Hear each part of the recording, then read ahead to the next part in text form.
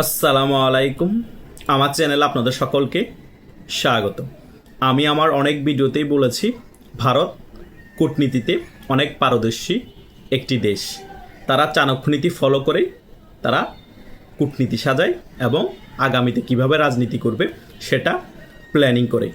যখন আমেরিকার সাথে ভারতের খুবই খারাপ সম্পর্ক চলছিল, তখন আমি বলেছিলাম এই খারাপ সময় বেশি দিন থাকবে না, আমেরিকা বাধ্য হবে ভারতের সাথে আবার ভালো সম্পর্ক করতে। কেন বাধ্য হবে সেটা নিয়েও আমি বিস্তারিত আলোচনা করেছি। আমি যে কথা বলেছি সেটা এই গত 3-4 দিনের ব্যাপারগুলো দেখে আস্তে আস্তে করে প্রমাণিত হয়ে যাচ্ছে। ডোনাল্ড ট্রাম্প কিছুদিন আগেও বলেছে ভারতের উপর যে 50% শুল্ক আরোপ করা হয়েছে সেটা কমিয়ে 10 থেকে 15% করা হবে। সেই কথা বলার কিছুদিন পর পরে গতকালকে মালয়েশিয়ার কুয়ালালামপুরের মধ্যে ভারতের প্রতিরক্ষামন্ত্রী রাজনাথ সিং এবং আমেরিকার প্রতিরক্ষামন্ত্রী পিট হ্যাগসেথ একটি প্রতিরক্ষা চুক্তিতে সই করে এই দুই দেশ। 10 বছরের প্রতিরক্ষা চুক্তি হয়েছে ভারত এবং আমেরিকার। এবার চিন্তা করেন, এত খারাপ সময় ফেস করার পরও এই দুটা দেশ এখন তারা আবার সুসম্পর্ক করে ফেলছে এবং প্রতিরক্ষা চুক্তি করে ফেলেছে 10 বছরের জন্য। এসব বিষয় দেখে ডক্টর ইউনূসের এবং ডক্টর ইউনূসের গংদের বুকের মধ্যে কম্পন ধরে গিয়েছে, গলায় পানি নেই। তারা এখন পারছে না উপদেষ্টা পরিষদ ছেড়েই পালিয়ে যেতে। এখন আমাকে অনেকে প্রশ্ন করতে পারেন, ভাই প্রতিরক্ষা চুক্তি করেছে ভারত এবং আমেরিকা 10 বছরের জন্য, এইদিকে বাংলাদেশের ডক্টর ইউনূস গংদের অবস্থা খারাপ কেন হবে? এই সকল বিষয়ের সাথে বাংলাদেশের রাজনীতির বিষয় সম্পূর্ণরূপে রিলেটেড।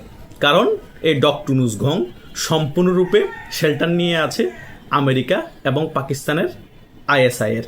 তারা মনে করছে এই দুটা দেশের শেল্টারে আমরা টিকে থাকবো, আওয়ামী লীগ কখনোই ফিরতে পারবে না। আগামীতে আমরা জোর করে নির্বাচন দিয়ে যে কোনো একটা দলকে ক্ষমতা বুঝিয়ে দিতে পারবো, বা নির্বাচন যদি বানচাল হয়ে যায় বা বানচাল করে দিতে পারে, আমরা একটা বিপ্লবী সরকার গঠন করে আমরাই আজীবন ক্ষমতায় থাকবো, আমরাই যাই বলবো তাই বাংলাদেশে আইন হবে।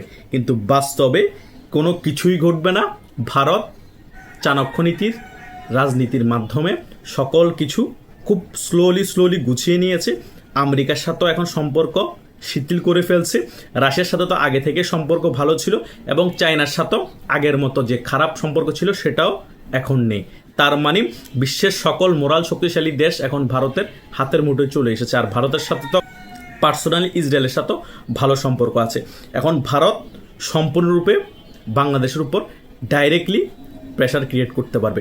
অলরেডি প্রেশার ক্রিয়েট করার জন্য, ভয় দেখানোর জন্য বঙ্গোপসাগরের আশেপাশের ওই সাইডের মধ্যে 3 বাহিনীর একটা যৌথ মহড়া ভারত করছে এবং পাকিস্তানের বর্ডারের পাশেও একটি যৌথ মহড়া করা শুরু করে দিয়েছে ভারত। এগুলো করার মেইন কারণ হচ্ছে বাংলাদেশ এবং পাকিস্তানকে বার্তা দেওয়া, তোমরা যদি বেশি বাড়াবাড়ি করো, বেশি উস্কানি দাও, আমরা কিন্তু বসে থাকবো না। তোমরা কিছু করার চেষ্টা করলে আমরা পাল্টা আক্রমণ করব। সর্বপ্রথম আক্রমণ বাংলাদেশ করব, তারপরে পাকিস্তানে ডাইরেক্ট আক্রমণ করব। এটা একটা অঘোষিত ভারতের হুমকি এই 3 বাহিনীর যৌথ মহড়া।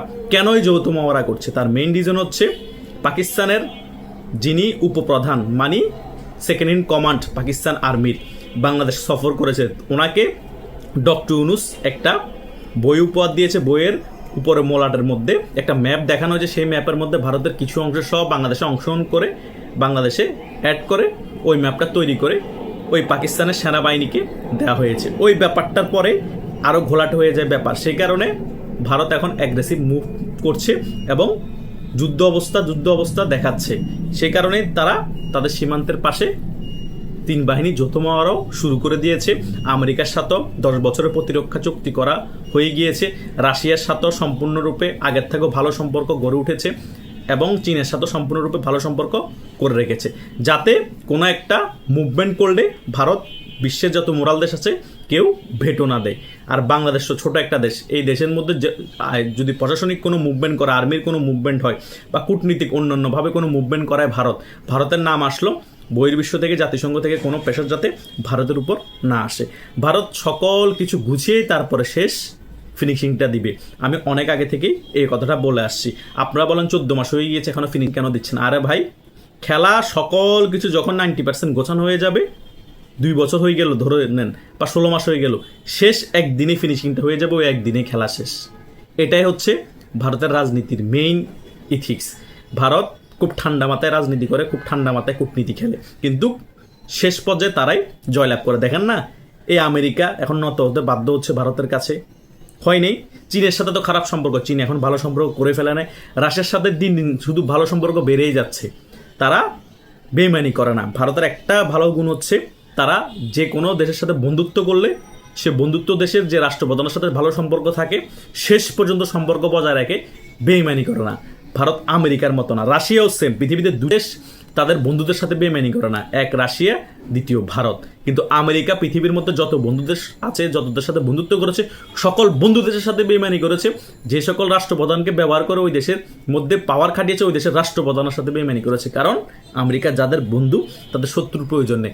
যতক্ষণ তাদের স্বার্থ থাকবে ততক্ষণ পর্যন্ত সে রাষ্ট্রপ্রধানকে সেই দেশকে শেল্টার দিবে। যখন স্বার্থ শেষ, তখন ওই দেশের মানুষকে দিয়ে ওই দেশের ওই রাষ্ট্রপ্রধানকে মেরে ফেলবে। এই হচ্ছে আমেরিকা। তাই আমেরিকার সাথে খুব বন্ধুত্ব করার দরকার নেই, একেবারে শত্রুও করার দরকার নেই। জাস্ট আমেরিকার সাথে হাই এলো রাখাই খুব ভালো একটা কূটনীতি। কিন্তু শেখ হাসিনা আমেরিকার সাথে ডাইরেক্ট শত্রুতা করে ফেলেছিল, ডাইরেক্ট আঙ্গুল তুলে কথা বলেছিল, ইসরায়েলকেও ডাইরেক্ট আঙ্গুল তুলে কথা বলেছিল। সেটাই শেখ হাসিনার মৃত্যুর কারণ হয়ে দাঁড়িয়েছিল। শেখ হাসিনা যদি ভারত সেভ হয়ে চলে যেতে না পারতো, ঠিকই শেখ হাসিনাকে ওই গাদ্দাফির মতো লিবিয়াতে যেভাবে মারা হয়েছে সেভাবে মেরে ফেলতো। এই প্ল্যানটাই করেছিল এই আইএসআই পাকিস্তানের এবং সিআইএ মিলে আমেরিকার। এই খেলাটা তারা সাজিয়েছিল, কিন্তু তারা ব্যর্থ হয়েছে। কথায় আছে না, রাখে আল্লাহ মারে কে, এটাই হচ্ছে বাস্তবতা। তাই ভারত শেষ অ্যাকশন নেওয়ার জন্য যারা মুখিয়ে আছে, বাংলাদেশে তারা শেষ অ্যাকশন নিবে এবং শেখ হাসিনাকে বাংলাদেশে তারা ফিরে আসার জন্য যা কিছু করার সকল কিছুই করবে। এটা তো আমি অনেক ভিডিওতেই বলি। তার মানে এটা না যে আপনারা প্রত্যেক দিন আশা করবেন কালকেই ফিরবে, কালকেই ফিরবে। হঠাৎ করে দেখবেন সকল খেলা হয়ে গিয়েছে, ফিনিশও শেষ, আওয়ামী লীগের প্রত্যাবর্তন হয়ে গিয়েছে, শেখ হাসিনারও প্রত্যাবর্তন হয়ে গিয়েছে। আওয়ামী লীগ তো অলরেডি প্রত্যেক জায়গায় কিছুদিন পর পর বিশাল বড় বড় মিছিল নিয়ে রাজপথে নামছে। আওয়ামী লীগের তো অলরেডি এমনিতেই প্রত্যাবর্তন হয়ে গিয়েছে। আওয়ামী লীগ এখনও রাজপথে খেলছে, হয়তোবা স্টে করতে পারছে না অনেকক্ষণ, কিন্তু সেই সময়ও সামনে চলে এসেছে। স্টে করে তারা বিক্ষোভ মিছিল করবে, স্টে করে তারা বিভিন্ন প্রোগ্রাম সংগঠিত করবে। আর বেশি দিন নেই, কারণ ইন্ডিয়া একদম শেষ স্টেজে চলে এসেছে। তারা মহড়া দেওয়া শুরু করে দিয়েছে, কূটনীতিকভাবে সকল দেশকে হাতে নিয়ে ফেলেছে, কারণ তারা ডাইরেক্ট অ্যাকশনে নেমে গিয়েছে। কারণ তারা দেখতেছে যে আমাদের আর পিছিয়ে ফিরে যাওয়ার সময় নেই, আর সময় নেওয়ার বা কালক্ষেপণ করার কোনো কারণ নেই। কারণ এখন আমাদের দেওয়ালে পিঠ ঠেয়ে গিয়েছে। আমাদের দেশের সার্বভৌমত্ব নিয়ে খেলা হচ্ছে, আমাদের দেশের অনেক অংশকে তাদের ম্যাপে জুড়ে দেওয়া হচ্ছে। ডক্টর ইউনূস সরকার অনেক বেশি করে ফেলছে, হাতছে উপরে চলে গিয়েছে। আবার পাকিস্তানের সাথে আতাত করে পাকিস্তানের আইএসআইয়ের অফিস বাংলাদেশে করার চেষ্টা করছে। সকল দিক দিয়ে ভারত কোণঠাসা করে ফেলার চেষ্টা করা হচ্ছে ডক্টর ইউনূস এবং পাকিস্তান মিলে। এখন ভারত ডাইরেক্ট অ্যাকশন করা ছাড়া কোনো উপায় নেই, সকল সে কারণে সাজিয়ে ফেলেছে। তাই সামনে কি হয় সেটার জন্য অপেক্ষা করুন। সামনে হয়তো খুব ভয়াবহ কিছুই অপেক্ষা করছে পাকিস্তান এবং বাংলাদেশের রাজনীতির মধ্যে। কি হয় সেটা হলেই আপনারা টের পাবেন এবং সকল কিছু আপনাদের সামনেই চলে আসবে। ধন্যবাদ। আশা করছি সকল কিছু বুঝতে পেরেছেন। আপনাদের যদি কোনো প্রশ্ন থাকে কমেন্ট করে জানাতে পারেন। ধন্যবাদ।